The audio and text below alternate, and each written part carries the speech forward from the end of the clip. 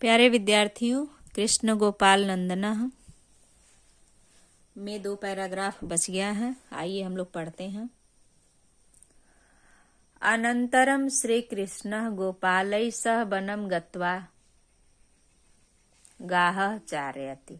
अनंतरम यानी इसके बाद, श्री कृष्ण गोपालै यानी गोपालों के सह मतलब साथ, वनम मतलब वन में, गत्वा मतलब जा करके, गाह मतलब गाय को चराते। इसके बाद श्री कृष्ण गोपालों के साथ वन में जाकर के गाय को चराते, यानी गांव में उत्पात मचा लेते, दधी खा लेते और दधी का बर्तन तोड़ लेते। ग्वाल बालों के साथ दधी खा पी करके जब आते, तब इसके पश्चात, अनंतरम यानी इसके बाद, इतना कुछ करने के बाद जब गांव से फुर्सत मिलती तब। आप लोगों को पता ही है कृष्ण कितने नटखट थे। इसके बाद वह गाय को चराते, तत्र और वहां पर, तत्र च और वहां पर, वेणु का अर्थ होता है बांसुरी, वादयति यानी कि बांसुरी की मधुर धुन बजाते थे।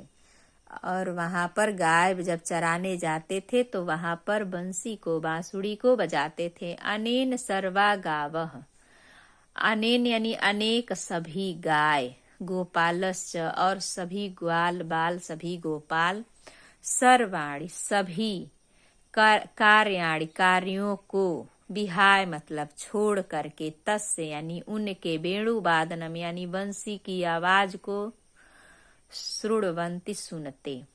इसके बाद सभी बाल गोपाल और गाय, गावा यानी गाय भी, गोपाल भी, सभी अपने कार्यों को छोड़ करके उनके भगवान श्री कृष्ण के बंसी वादन को, वेणु वादन को सुनते। महाकवि व्यास संस्कृत भाषायाम, भक्त कवि सूरदास हिंदी भाषायाम तस्य बाल लीलायाः अति सुंदरम वर्णनम अकरोति। महाकवि व्यास यह संस्कृत साहित्य के कवि हैं। महाकवि व्यास हैं, कालिदास हैं, दंडी हैं, बहुत से कवि हैं, आप लोग नाम नहीं सुने होंगे।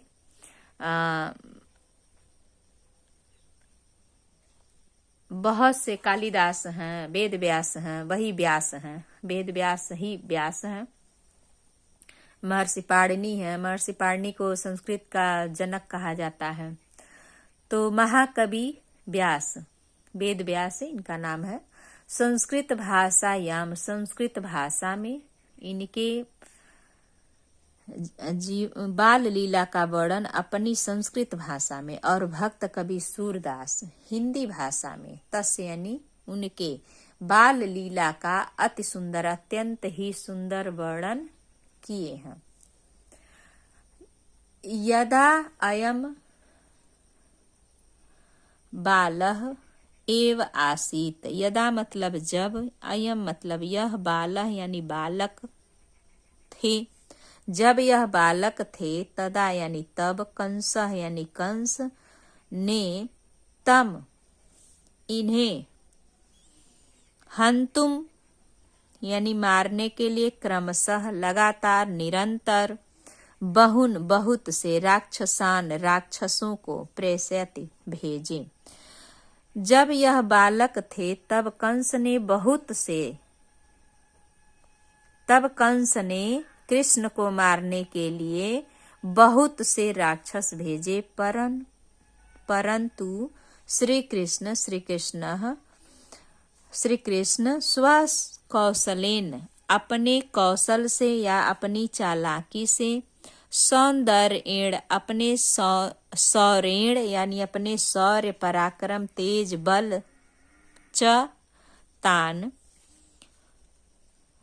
उन, सर्वान अहन उन सभी को मार दिया या परास्त किया। अपने कंस ने बहुत से राक्षस भेजे कृष्ण को मारने के लिए, परंतु कृष्ण अपने कौशल से, अपने बल से और अपने शौर्य से उन सभी राक्षसों को मार दिया। स न केवलम, वह न केवल, राक्षसेभ्यः राक्षसों को, अपितु बल्कि अन्याभ्यः विपद्भ्यः गोकुलवासिना जनानाम अरक्षत, बल्कि अन्य विपत्तियों से भी गोकुलवासियों के जनों को मनुष्यों की रक्षा की। एकदा वर्षा काले, एक बार वर्षा काले यानी वर्षा के समय में, गोकुले गोकुल में, यमुना के जल वेगेन वर्धयति, जल तेजी से बढ़ने लगा। एक बार बहुत अधिक वर्षा हो गई थी और वर्षा के कारण गोकुल में यमुना नदी का जल बहुत ही तेजी से, वेगेन यानी तेजी से, अवर्धयति बढ़ने लगा। तब श्री कृष्ण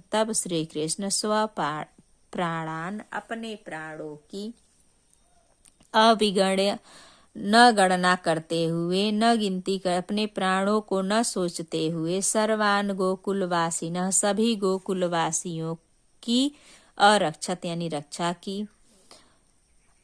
एवमेव संदीप्ते वही वयम सर्वान् पशून् गोपालान् च तत्र अत्रायत।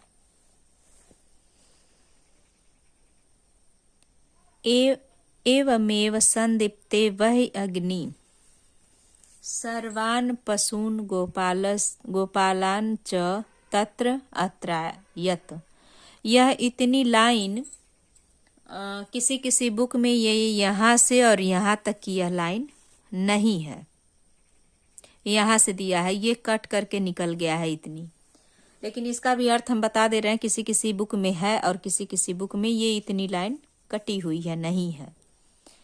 यानी वह अपने प्राणों की रक्षा न करते हुए, अपने प्राणों को न सोचते हुए सभी गोकुलवासियों की रक्षा की। उसके बाद से यह लाइन यहाँ से जुड़ गई है किसी भी पुस्तक में, लेकिन इस पुस्तक में यह है। तो बताते हैं कि एवमेव, इस प्रकार वे, संदीप्ते वही अग्नि यानी जलती हुई वही अग्नि में, वह, अयम यह, सर्वान सभी, पशुओं की, और गोपालान च तत्र अत्रायत यहाँ पर वहां से ले आए थे। एक बार वह अग्नि में जलती हुई सभी पशुओं को और गोपालों को वहां से ले आए थे। एव निरंतरम, इस प्रकार निरंतर, गोकुलवासिना नाम जना नाम, इस प्रकार वह लगातार वासियों के मनुष्यों को कष्टानि, कष्टों का, निवारयन यानी निवारण किए। तेषाम,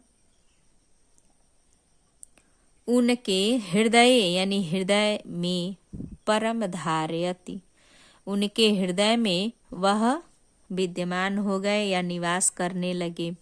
अतः श्री कृष्ण बाल्यकालादेव सर्वोत्तमई गुणाई परोपकाराय भावन्या च लोकप्रिय अभवति। अतः इस प्रकार से श्री कृष्ण बचपन में ही उत्तम गुणों से, सर्वोत्तम गुणों से, सबसे उत्तम गुण, उत्तम कार्य करते हुए, परोपकार भावना से सभी मनुष्यों को लोकप्रिय यानी सभी के लिए वह प्रिय हो गए।